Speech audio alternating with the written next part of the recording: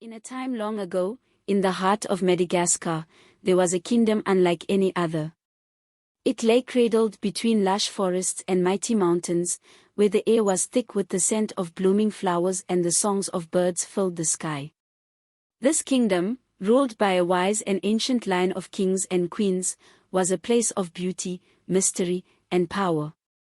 The people who lived here believed in the old ways, in spirits that walked unseen among them, in the strength of the earth, and in the magic that pulsed within the roots of trees and the currents of rivers.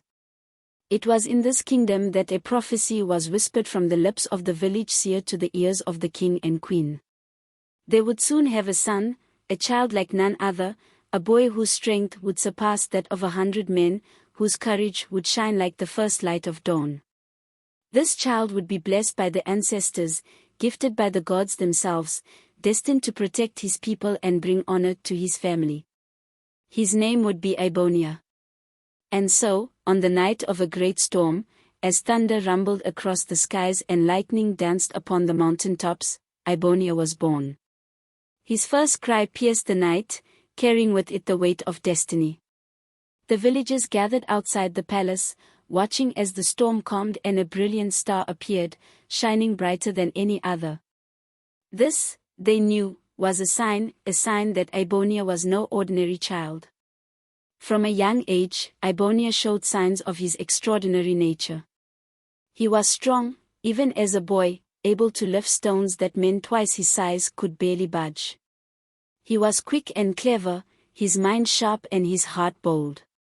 But he was also kind, helping the villagers with their work, playing with the children, and listening intently to the stories of the elders. He was a boy of the people, though he was destined to one day rule them. As Ibonia grew, so too did his strength and skill.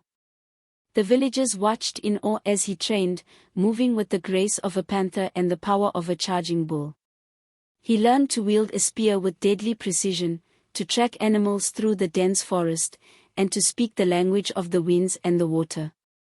The forest spirits whispered their secrets to him, and the earth itself seemed to rise to meet his every step. Yet, for all his strength and prowess, Ibonia's heart held a gentler power, his love for a beautiful maiden named Rampela. She was a girl of unparalleled grace, with a smile that could soften the hardest of hearts and a voice as gentle as the morning breeze.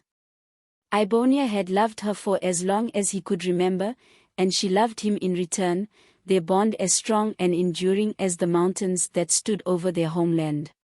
But fate, it seemed, would not allow their love to flourish so easily. For in a neighboring kingdom, there lived a prince who was as cruel as he was cunning, a man who desired Rampela for himself. This prince, whose name was Rampela, had long coveted the treasures of Ibonia's land and saw in Rampela a prize worth seizing. He sent word to her family, demanding that she be given to him as his bride. Her family, fearing his wrath and the power he wielded, had no choice but to comply. When Ibonia heard the news, his heart burned with a fierce rage, a fire that blazed hotter than the noonday sun. He knew he could not allow Rampela to take his beloved, to steal away the one thing he held dear.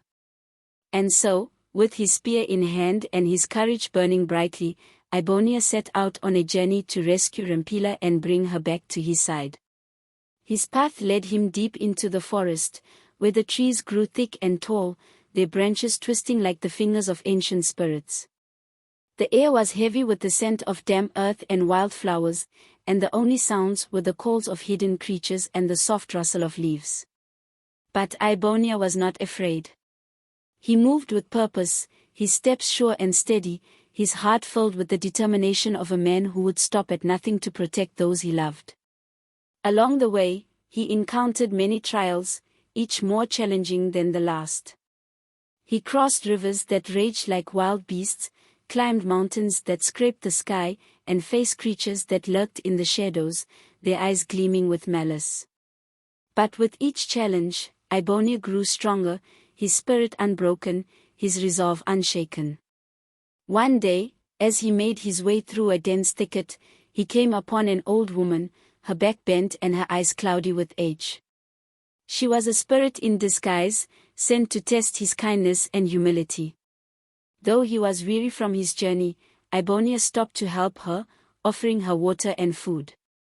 She smiled, and in that smile, he saw a glimmer of wisdom, a light that seemed to shine from within. "You are strong, young prince," she said, her voice soft and ancient.